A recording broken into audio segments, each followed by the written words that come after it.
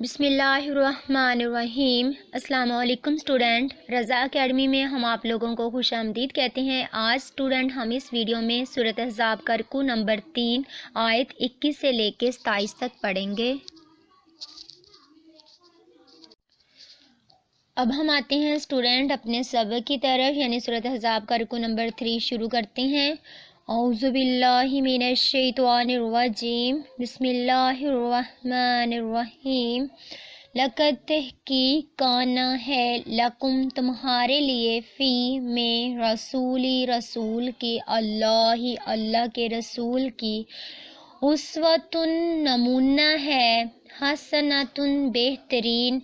کس کے لیے؟ اللہ کے رسول کی زندگی بہترین نمونہ ہے۔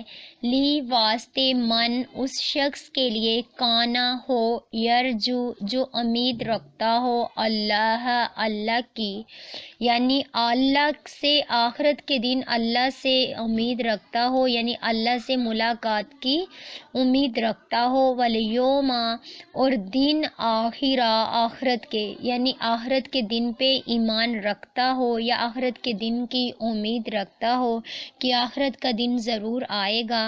وذاکر اور ذکر کرتا ہے اللہ کا کثیرن بہت۔ اللہ کی ذات نے سورۃ احزاب کی اس آیت میں نبی کریم صلی اللہ علیہ وسلم کی جو حیات مبارکہ ہے اس کو بہترین نمونہ قرار دیا ہے۔ کس انسان کے لیے؟ اس کے لیے کہ جس کو اس بات پہ یقین ہے، اس بات کی امید ہے کہ اللہ سے ایک نہ ایک دن ضرور ملاقات ہونی ہے، اور آخرت کے دن پہ بھی وہ یقین رکھتا ہے کہ آخرت کا دن ضرور آئے گا۔ یعنی تم کو پیغمبر خدا کی پیروی کرنا بہتر ہے، یعنی تمہارے لیے نبی کریم صلی اللہ علیہ وسلم کی زندگی بہترین نمونہ ہے۔ اب اس شخص کے لیے بہترین نمونہ ہے جو اللہ سے، یعنی اللہ سے ملاقات کرنے کی امید رکھتا ہو اور روز قیامت کے آنے کی امید ہو، اور وہ اللہ کو کثرت سے ذکر یعنی اللہ کا کثرت سے ذکر کرتا ہے، بہت زیادہ ذکر کرتا ہے، اٹھتے بیٹھتے صبح و شام صرف وہ اللہ ہی کا ذکر کرتا ہے۔ یعنی یہ تھا اسٹوڈنٹ ہمارا لفظی ترجمہ اور با محاورہ ترجمہ۔ اگر ہم اس کی تشریح پہ آتے ہیں تو تاکہ آپ لوگوں کو سمجھ آ جائے مزید، انسان کی فطرت ہے کہ اسے ہمیشہ کسی ایسے شخص کی جستجو رہتی ہے جسے وہ اپنے لیے نمونہ عمل قرار دے کر اس کی پیروی کرے۔ اس کی یہ کوشش اور خواہش ہوتی ہے کہ جس کی وہ تقلید کر رہا ہے وہ ہر لحاظ سے کامل ہو، جس کی وہ اتباع کر رہا ہو یا پیروی کر رہا وہ ہر لحاظ سے کامل ہو، مکمل ہو۔ یہ شرف تو صرف انبیاء اور رسولوں کو ہی حاصل ہے، اس لیے اللہ تعالیٰ نے 1,24,000 پیغمبر بھیجے جو اپنے زمانے میں قابل تقلید تھے، یعنی پیروی کرنے کے قابل تھے، اور اب قیامت تک کے لیے آنے والے انسانوں کے لیے حضور صلی اللہ علیہ وسلم کی ذات اقدس کو نمونہ عمل قرار دے دیا گیا۔ اس میں بنو انسان کی بہترین اور نجات ہے، کیونکہ آپ صلی اللہ علیہ وسلم ہر لحاظ سے کامل ہیں۔ یہ تھی آیت نمبر 21 ہماری۔ اب 22 کی طرف آتی ہیں اسٹوڈنٹ آیت 22، 23 اور 24 آپس میں ریلیٹ کرتی ہیں۔ لفظی ترجمہ اور با محاورہ ترجمہ کرنے کے بعد آیت 24 کے اینڈ میں ان کی تینوں آیات کی تشریح کریں گے تاکہ آپ لوگوں کو سمجھنے میں دقت نہ آئے۔ آیت 22 ہم شروع کرتے ہیں۔ اور لما جب دیکھا المؤمنون مومنوں نے الاحزاب لشکروں کو، قالوا انہوں نے کہا، ھذا یہ ما جو وعدنا وعدہ کیا ہم سے اللہ نے، ورسولہ اور اس کے رسول نے، وصدق اور سچ کہا اللہ نے، اور رسولہ اور اس کے رسول نے، وما اور نہیں زادہم زیادہ کر دیا ان کو، الا مگر ایمان میں، وتسلیما اور اطاعت میں یا سلامتی میں۔ اللہ رب العزت نے رکوع نمبر 2 میں منافقین کے بارے میں بیان کیا تھا، اور اس کے بعد رکوع نمبر 3 میں اللہ تعالیٰ کی ذات نے مومنین کے رد عمل کو واضح کیا ہے۔ اللہ یعنی انہوں نے کہا کہ جو اللہ مومنوں نے کہا، جب مومنوں نے جیسے ہی لشکر دیکھے تو انہوں نے کہا جو اللہ اور اس کے رسول نے ہم سے وعدہ کیا تھا، آج اللہ اور اس کے رسول کا جو وعدہ ہے وہ سچا ہو گیا، یعنی اس کو سچ کر دکھایا۔ جو اللہ اور اس کے پیغمبر نے ہم سے وعدہ کیا تھا نا، وہ خدا اور اس کے پیغمبر نے سچ کہا تھا، اور اس سے ان کا ایمان اور اطاعت اور زیادہ ہوگی، یعنی ان کا ایمان اور مضبوط ہو گیا۔ یہ تھی یعنی آیت 22۔ آیت 23 پہ آتے ہیں۔ من المؤمنین، مومنوں میں سے رجال، آدمی ہیں جو صدقوا، سچ کر دکھایا انہوں نے، ماں جو عہد کیا انہوں نے، اللہ سے، علیہ اس پر، یعنی مومنین میں سے ایسے لوگ بھی ہیں جنہوں نے اللہ سے وعدہ کیا تھا، اللہ سے قول و اقرار کیا تھا، آج اس وعدے کو سچ کر دکھایا۔ فَمِنْهُمْ، اور پس ان میں سے، من جو کوئی قضا پورا کر چکا، یعنی اپنی نحبہ، اپنی نظر کو، قضا کا مطلب ہے پورا کر چکا، نحبہ اپنی نظر کو۔ وَمِنْهُمْ، اور ان میں سے ایسے بھی ہیں، من جو کہ ينتظر، انتظار کر رہے ہیں، وما، اور نہیں، بدلوا، بدلنے والا، تبدیلا، ذرا بھی بدل دینا، یعنی اللہ رب العزت نے فرمایا مومنوں میں کتنے ہی ایسے شخص ہیں کہ جو اقرار انہوں نے خدا سے کیا تھا اس کو سچ کر دکھایا، اور ان میں سے بعض ایسے ہیں جو اپنی نظر سے فارغ ہو گئے، اور بعض ایسے ہیں کہ انتظار کر رہے ہیں، انہوں نے اپنے قول کو ذرا بھی نہیں بدلا۔ آیت نمبر جب ہم 24 کریں گے، اس کے کرنے کے بعد جب میں آپ لوگوں کو تشریح بتاؤں گی، پھر آپ لوگوں کو اسٹوڈنٹ اس کی آسانی سے سمجھ آ جائے گی۔ ابھی آپ لوگوں کو لگ رہا ہوگا کہ یہ اس میں اللہ تعالیٰ نے کیا بیان کیا ہے، اس لیے وہاں آپ لوگوں کو واضح ہو جائے گا۔ آیت نمبر 24، لی، تاکہ، یجزیہ، بدلہ دے، اللہ صادقین، سچوں کو، بصدقہم، ان کی سچائی کے بدلے، اور یعذب، عذاب دے، المنافقین، منافقین کو، ان، اگر، شاء، چاہے، او یا یتوب، مہربانی کرے، علیہم، ان پر، ان اللہ، بے شک اللہ، کان، ہے، غفوراً، بخشنے والا، رحیماً، مہربان، تاکہ خدا سچوں کو ان کی سچائی کا بدلہ دے، اور منافقوں کو چاہے تو عذاب دے، یا چاہے تو ان پر مہربانی کرے، یعنی عذاب کا مطلب، مہربانی کا مطلب کیا ہے، چاہے تو ان کو عذاب دے، چاہے تو ان کو معاف کر دے، بے شک اللہ تعالیٰ بخشنے والا اور مہربان ہے۔ اب ہم اس کی تشریح پہ آتے ہیں تاکہ اسٹوڈنٹ آپ لوگوں کو آیت 22، 23 اور 24 کی اچھی طرح سمجھ آ جائے۔ غزوہ احزاب کے موقع پر منافقین کہنے لگے کہ فتح کی خبر اللہ اور اس کے رسول صلی اللہ علیہ وسلم نے دی تھی، وہ محض دھوکہ اور فریب تھا، یعنی وہ صرف دھوکے اور فریب کے علاوہ کچھ بھی نہ تھا۔ اس آیت مبارکہ میں اسی موقع پر مسلمانوں کی کیفیت بیان فرمائی گئی ہے، جب مسلمانوں نے دیکھا کہ کفر کی فوجیں اکٹھی ہو کر چاروں طرف سے ٹوٹ پڑی ہیں، تو بجائے پریشان ہونے کے ان کی اطاعت، شعاری کا جذبہ اور ان کا یقین اللہ اور اس کے رسول کے وعدوں پر پختہ ہو گیا۔ اب کیا ہوا کہ جو ہم آیت نمبر 22 میں پڑھ کے آ چکے ہیں کہ اللہ، ان لوگوں نے جیسے ہی لشکر دیکھے تو انہوں نے کہا تھا نا کہ ہم سے جو اللہ اور اس کے رسول نے وعدہ کیا تھا آج وہ وعدہ سچا، یعنی اللہ اور اس کے رسول کا جو وعدہ تھا یا اللہ اور اس کے رسول نے جو وعدہ کیا تھا انہوں نے سچ کہا تھا، اس سے ان کے ایمان اور بھی زیادہ مضبوط ہو گیا۔ بالکل اسی طرح وہ کہنے لگے یہ تو وہی منظر ہے جس کی خبر اللہ اور اس کے رسول نے پہلے ہی دے رکھی تھی اور جس کے متعلق ان کا وعدہ ہو چکا تھا، جو مسلمانوں نے اللہ اور اس کے رسول سے کیا تھا وہ سچ کر دکھایا۔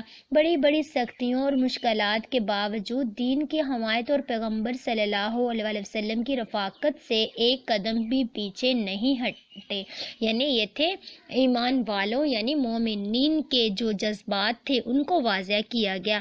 اللہ اور اس کے رسول صلی اللہ علیہ وسلم کو جو زبان دے چکے تھے پہاڑ کی طرح اس پر جمے رہے۔ اللہ تعالیٰ قول و قرار کے سچے لوگوں کو اس کا اچھا بدلہ عطا فرمائے گا اور دغا باز منافقوں کو چاہے تو توبہ کی توفیق عنایت فرمائے، جو آیت نمبر ہم 24 میں پڑھ کے آ چکی ہیں کہ اللہ ان منافقین کو کیا ہے، تاکہ اللہ سچوں کو ان کی سچائی کا بدلہ دے گا، اور منافقوں کو یا تو اگر وہ توبہ کر لیتے ہیں تو اللہ ان کی توبہ کو قبول فرمائے گا، یا اللہ تعالیٰ کی ذات اگر وہ اپنی ہی نافرمانیوں پہ ڈٹے رہے تو اللہ چاہے تو ان کو عذاب دے دے۔ ہاں اگر وہ توبہ قبول کر لیتے ہیں تو اللہ معاف کر دے گا، بے شک وہ تو بخشنے والا اور مہربان ہے۔ اسی طرح کہا کہ توبہ کی توفیق عنایت فرما کر معاف بھی کر دے گا، چاہے تو وہ سزا دے دے گا، اس کی مہربانی سے کچھ بعید نہیں۔ یہاں تک ہماری آیت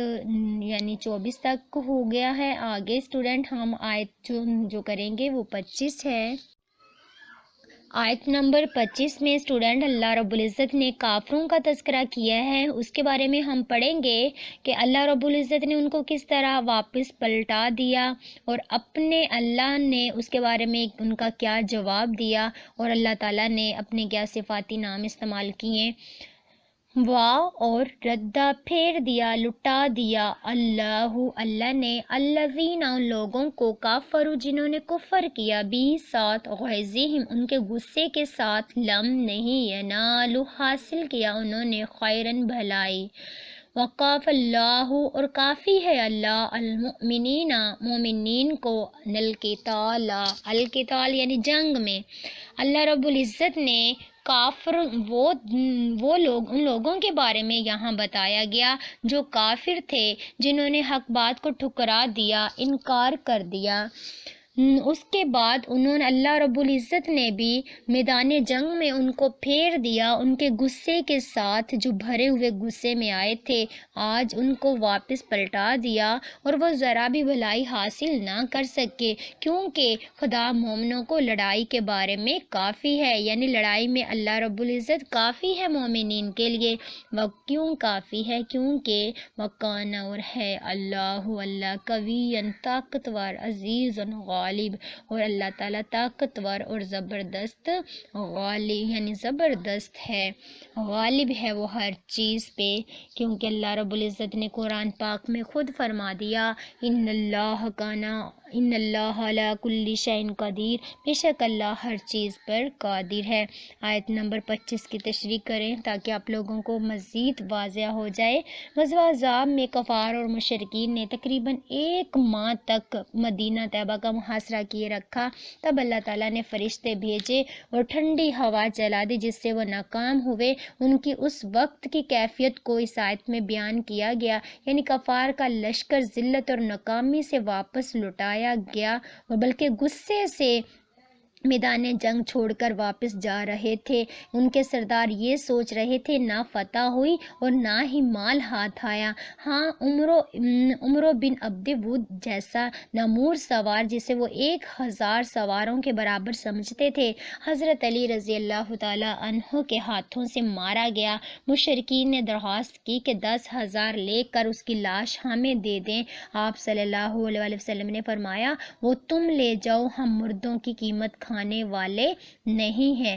یعنی تاریخ شاہد ہے کہ مارکہ حق و باطل میں اللہ تعالیٰ کی تائید و نصرت ہمیشہ مسلمانوں کے ساتھ رہی اور انہیں کفار پر ہمیشہ فتح نصیب ہوئی۔ غزوہ بدر تاریخ اسلام کا پہلا مارکہ تھا جس میں مسلمان بے زر و سامانی کی حالت میں تھے، لیکن پھر بھی کفار کو شکست کا سامنا کرنا پڑا۔ اس غزوہ میں بھی اللہ تعالیٰ نے مسلمانوں کی مدد فرمائی اور کفار کو ایک بار پھر منہ کی کھانی پڑی۔ یعنی آیت نمبر 25 آپ لوگوں کو سمجھ آگی ہوگی۔ اب آیت نمبر ہم 26 اور 27 پڑھیں گے۔ اسٹوڈنٹ جو آیت نمبر 26 اور 27 ہے یہ پڑھنے، یعنی آیت نمبر 27 کے اینڈ میں ان دونوں آیات کی میں آپ لوگوں کو تشریح بتا دوں گی کہ اللہ رب العزت نے اس میں کیا کیا بتایا۔ پہلے ہم لفظی ترجمہ اور با محاورہ ترجمہ کرتے ہیں آیت نمبر 24 کا۔ آیت نمبر 26 میں دیکھتے ہیں اسٹوڈنٹ کہ اللہ رب العزت نے اس میں کیا بیان کیا۔ وَأَنزَلَ اور اتار دیا الَّذِينَ ان لوگوں کو ظَاهَرُوهُم جنہوں نے ان کی مدد کی۔ ظَاهَرُوهُم کا مدد کے معنی میں آتے ہیں ان کی مدد کی۔ من سے اہل الکتابی اہل کتاب میں سے، من سے سیاسیہم ان کے قلوں سے۔ یہ الفاظ معنی کے طور پہ بھی پوچھا جا سکتا ہے اسٹوڈنٹ، بہت امپورٹنٹ معنی ہے سیاسیہم کہ ان کے قلوں سے، وقذف اور ڈال دیا فی میں قلوبہم ان کے دلوں میں، رو فریقن ایک گروہ کو، تقتلون تم قتل کرتے تھے، وتأسرون اور تم قید کر رکھتے تھے، ایک فریقن ایک گروہ کو، یعنی اہل کتاب میں سے جنہوں نے ان کی مدد کی تھی ان کو ان کے قلوں سے اتار دیا، ان کے دلوں میں دہشت ڈال دی، تو کتنوں کو تم قتل کر دیتے تھے اور کتنوں کو تم قید کر لیتے تھے۔ جب ہم اس کی تشریح کریں گے تو آپ لوگوں کو یہ بات واضح ہو جائے گی۔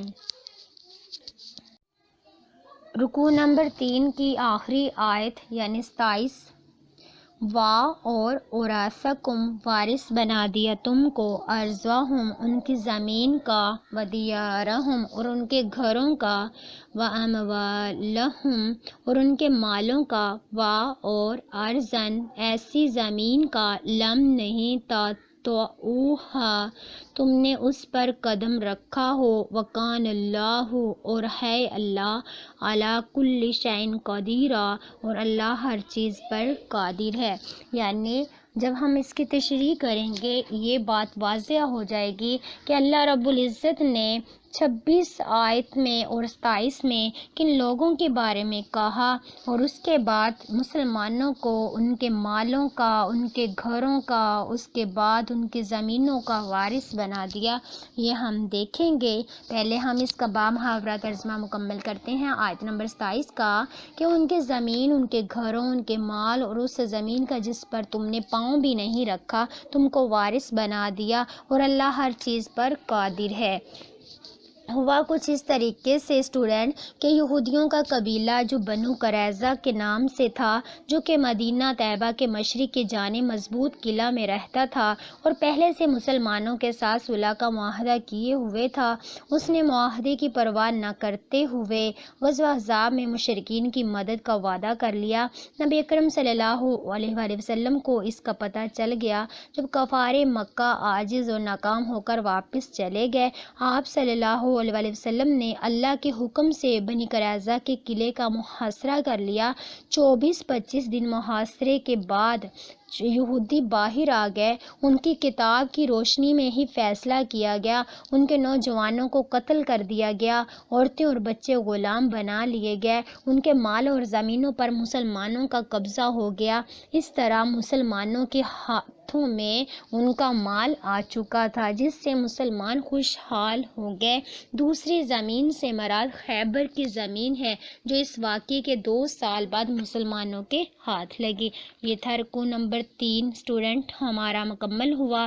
اگر آپ لوگوں کو یہ ویڈیو پسند آئی ہے تو آپ لائک کریں۔ ہاں، اگر آپ کو کچھ سمجھ نہیں آیا یا آپ کچھ پوچھنا چاہتے ہیں تو آپ کمنٹس کر کے پوچھ سکتے ہیں، اور آپ ہمارے چینل کو سبسکرائب کریں۔ السلام علیکم۔